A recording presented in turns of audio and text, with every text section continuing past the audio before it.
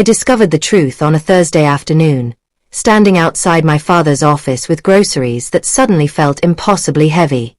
He had secretly transferred $550,000 to my brother Marcus for his startup venture, an entire empire handed over in a single wire transfer, and then dismissed my dreams with devastating words. "You're good enough for a cleaner job, nothing more." I thought hearing it was the worst part. I was wrong. Because when I confronted them, Marcus laughed. And 3 years later, the people who underestimated me were the ones begging. My name is Veena, and for most of my existence, I was the invisible daughter in a family that worshipped ambition. Marcus's deals, Marcus's vision, Marcus's inevitable success. Walk into our suburban home and you'd see it immediately, the entire living room shrine dedicated to him. His business school diploma framed in gold, his magazine features displayed on the mantel, his first investment deal immortalized behind museum glass. My community college degree was tucked in a drawer somewhere. My nursing certification hung crooked in the hallway bathroom. Even the walls understood the pecking order. I wasn't bitter. At least that's what I convinced myself while pulling double shifts at Riverside Diner, serving coffee and absorbing other people's life stories. I enjoyed the work, the honest simplicity of it. I valued my independence. But independence feels hollow when your family treats your entire life like an embarrassing footnote. Dad discussed Marcus's potential with a reverence usually reserved for prophets. Mom echoed everything he said, gentler in delivery but equally dismissive of me. When Marcus closed a deal that barely broke even, he received champagne celebrations and phone calls to extended family. When I graduated top of my nursing class while working 3 jobs, the response was a distracted "that's nice, dear," and a reminder to keep my expectations realistic. Still, I clung to moments that suggested maybe things weren't as lopsided as they seemed. Sunday dinners where Mom asked about my patience, even if she interrupted halfway through my answers. Birthdays where Dad hugged me briefly before returning to Marcus's latest pitch deck.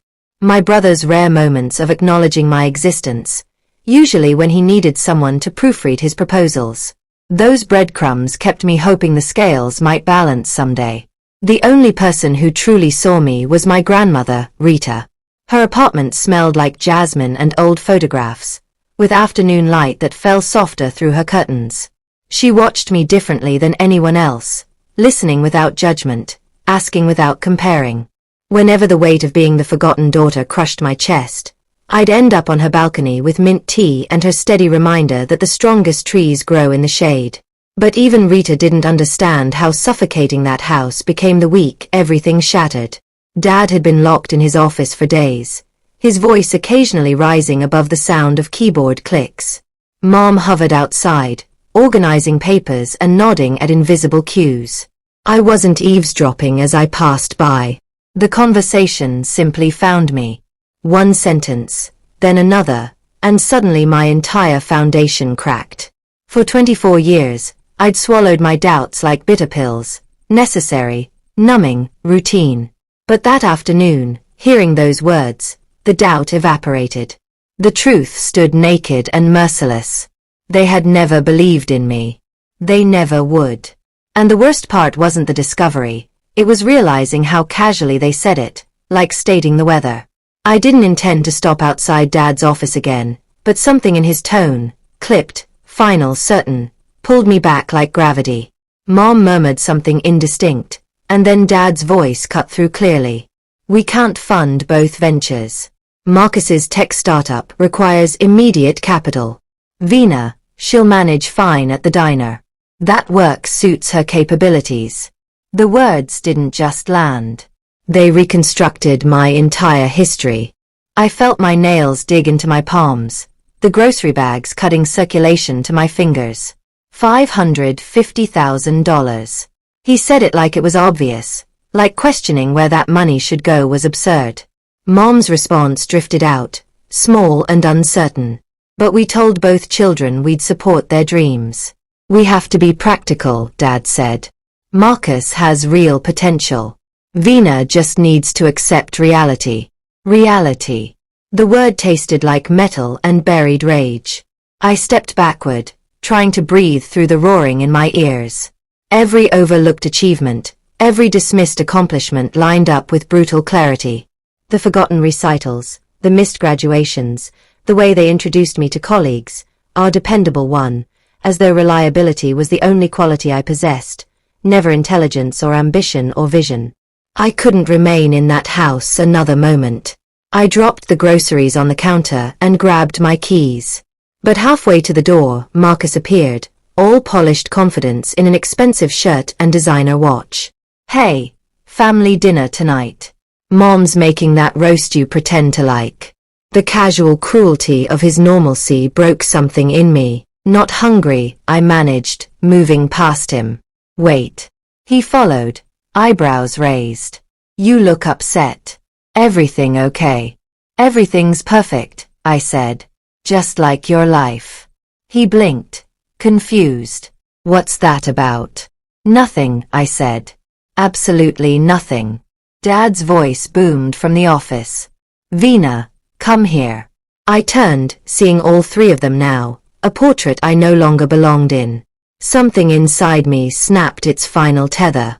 "Why?" My voice shook but held. "So you can explain again how I'm not worth investing in. How Marcus deserves everything while I deserve nothing." Mom's eyes filled with tears. "Sweetheart, you're misunderstanding." "No," I interrupted. "For the first time, I'm understanding perfectly." Marcus stepped forward, hands raised in mock concern. "Vina, come on. Be realistic here." That smirk, so small, so assured, was gasoline on already burning rage. "Realistic," I repeated. "Right." Dad's expression hardened. "You're acting childish." I laughed, sharp and cutting. Childish for wanting the same opportunities you handed him on a silver platter. Silence fell. Heavy. Absolute. Damning. "Maybe you should leave," Dad said quietly. "Oh, I'm leaving," I said. "I'm done playing the supporting role in your Marcus worship. Thanks for watching. Have you subscribed to this channel? Please subscribe and click the notification bell. Thanks for your support. Give thumbs up if you are enjoying the story." As I drove away, one thought crystallized with terrifying clarity. If they wouldn't give me a future, I'd build one they could never diminish. I ended up at Rita's apartment that evening, my hands still trembling as I collapsed into her kitchen chair. The space smelled like jasmine and safety, like home in ways my actual home never had. Rita's place was modest but warm, filled with plants she tended daily and photographs spanning decades. Each picture told a story my parents had never bothered to preserve, me at every age, smiling genuinely, unburdened by comparison. Rita didn't ask questions immediately.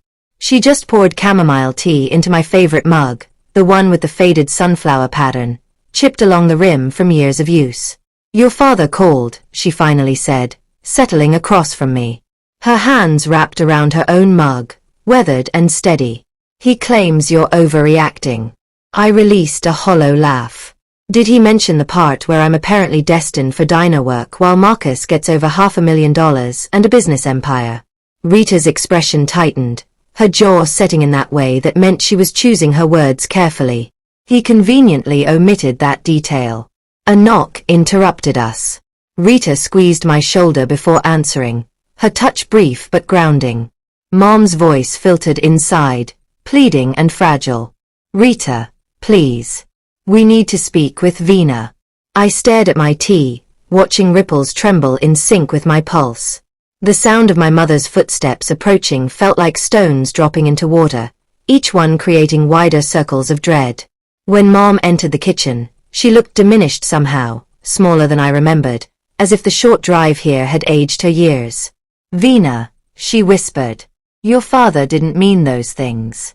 "He meant every syllable," I said, standing.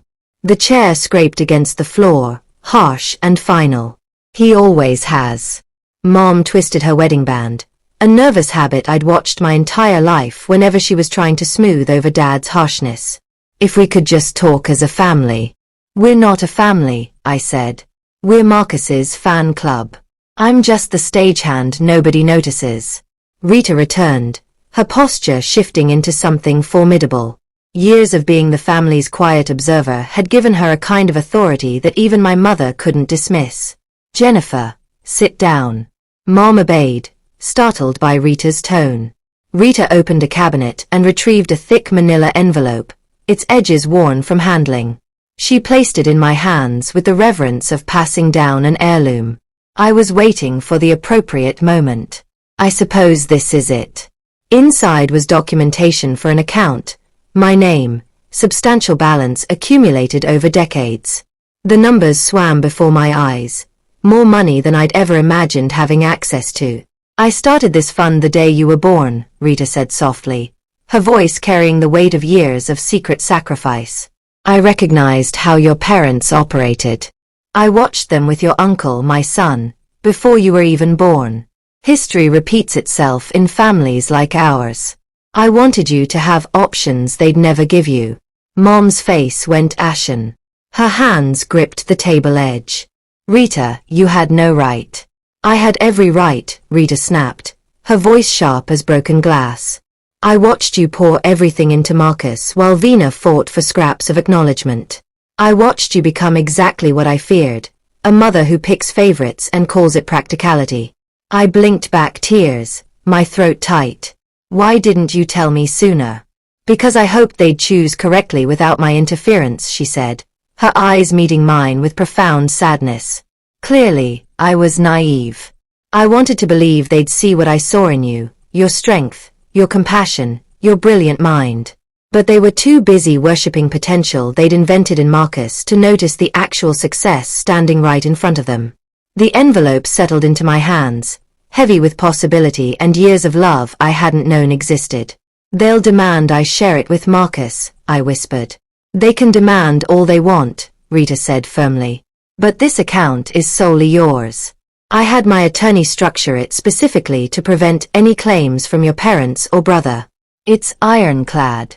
For the first time since leaving home, something resembling hope flickered. But it came twisted with fury at wasted years. At the time I'd spent believing I wasn't enough. "What do I do now?" I asked, my voice barely audible. "Whatever you choose," Rita said, reaching across to squeeze my hand. "But if you want my advice, pursue that medical degree you've been researching. Build something entirely yours. Show them what they were too blind to see." And I did exactly that. 4 months into my pre-med program, juggling classes and night shifts and burning determination, Rita called with a strained voice. "Vina, something's happened. Marcus's business partner, Devon, he's been arrested. They're investigating Marcus's involvement in the fraud." The past was imploding. The future was shifting. And for once, I wasn't the one falling apart. When Rita told me about Devon's arrest, I froze in the university library, my textbook open to a chapter I'd suddenly stopped comprehending. Around me, students typed and whispered, but everything faded under the weight of her words. "Federal investigators believe Marcus knew," Rita added quietly. I sank deeper into my chair. "Knew what specifically?" "That Devon was fabricating revenue projections to attract investors. The SEC is conducting a full investigation." For a long moment, disbelief dominated. I was supposed to be the disappointment, the one who made poor choices, the one who lacked vision and potential. Not Marcus. Never Marcus. But reality doesn't conform to family mythology. And within hours, everything deteriorated. Marcus called me 7 times before I answered. When I finally did, his voice cracked so severely it barely resembled him. "Vina, I need your help." I expected vindication, satisfaction, triumph. Instead, my stomach churned. "What happened?" "Marcus." He inhaled shakily. "They think I was complicit in Devon's scheme. I wasn't. I swear. But I saw irregularities months ago, and I believed him when he said it was standard industry practice." "Marcus," I said slowly. "They're offering you a deal, aren't they?" Silence. Then, immunity. "If I testify against him." His voice wavered. "Mom and Dad want me to refuse. They keep saying loyalty matters, that Devon will protect me." "Devon is in federal custody," I said. He's not protecting anyone. He released a choked sound. Please. I don't know what to do. I need you. I pressed my forehead against my palm. 3 years ago, he'd smirked at me and told me to be realistic. Now he sounded like someone whose world had collapsed. When do you meet with prosecutors? I asked. Tomorrow afternoon. Will you come? I hesitated, not because I didn't know my answer, but because I understood its significance. Yes, I said. I'll be there. The next day, I watched Marcus walk into the federal building with trembling hands. I remained in the waiting area, heart pounding, knowing he was crossing a line with no return. When he emerged, his face looked drained but steadier. It's done, he whispered. I told them everything. I nodded. Good. But that wasn't the conclusion. A week later, Dad called. We're going to need your assistance with Marcus's legal expenses, he said as casually as requesting a favor. I nearly laughed. You're joking. We're his parents, he said firmly. We must protect his future. The future you already invested over $500,000 in. Cold, brittle silence. You owe this family loyalty, Vina. No, I said. I owe you nothing. I disconnected. But Dad wasn't finished. He appeared at my campus 3 days later, Mom trailing behind like a ghost. Marcus wasn't with them. We need to talk, Dad said. I have class. Make time. I crossed my arms. What do you want? He straightened his collar. Your inheritance. We need your portion of the family trust transferred to stabilize Marcus's situation. I stared at him, stunned into momentary silence. My portion, I repeated. The portion you ensured I'd never benefit from. The portion that was never intended for me. Mom stepped forward. Vina, please. He's your brother. So am I your daughter, I said, except when it mattered. Dad's jaw clenched. You're being emotional.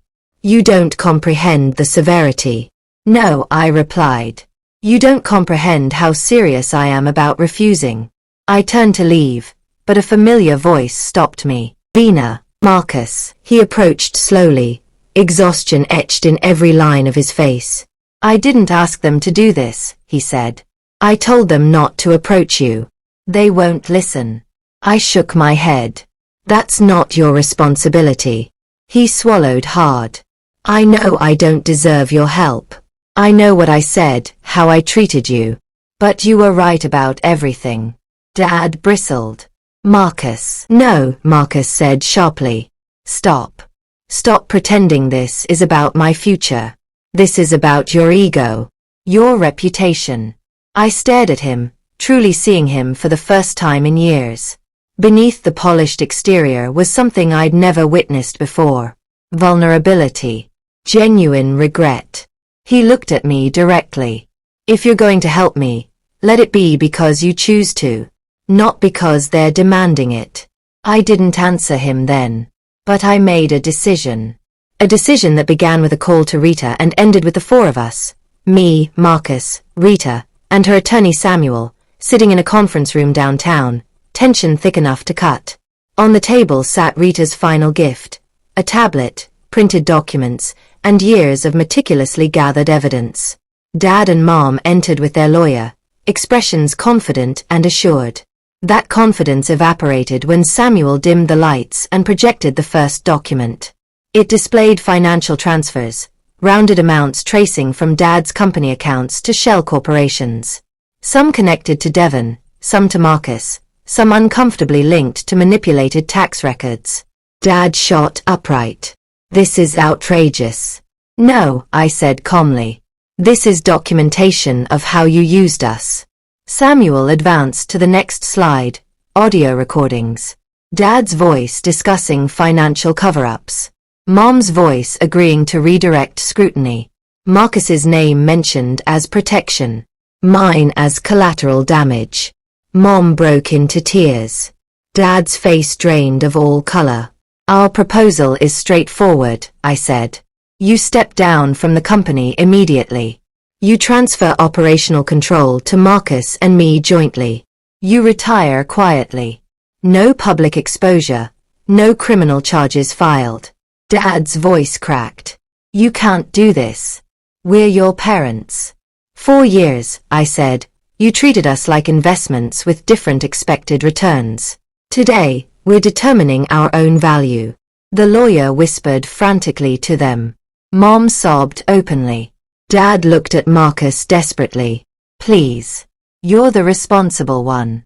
You wouldn't betray us. Marcus's voice trembled, but he stood firm. You betrayed us first. Something broke in Dad then, not rage, but something softer, more human. Fear. For the first time in my life, my father looked powerless. By the time documents were signed, Mom was openly weeping. Marcus wiped his own eyes. I felt strangely centered, as if my spine had finally found its proper alignment. 3 years earlier, they told me I wasn't good enough for anything beyond cleaner job. Now they were crying while signing over everything they'd never intended me to have. Justice didn't announce itself loudly. It arrived quietly, cleanly, like breathing after years underwater. When everything settled, the transition occurred without drama.